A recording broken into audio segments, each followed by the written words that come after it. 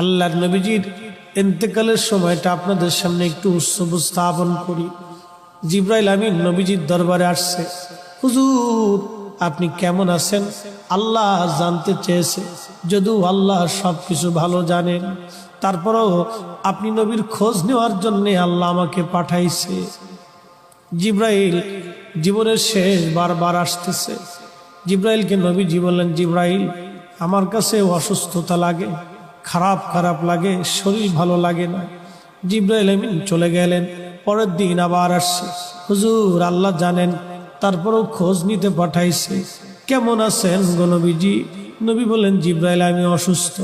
আবার চলে গেলেন জিবরাইল। পরের দিন আবার আসছে, আবার এসে খোঁজ নিয়ে বললেন, হুজুর আপনি কেমন আছেন?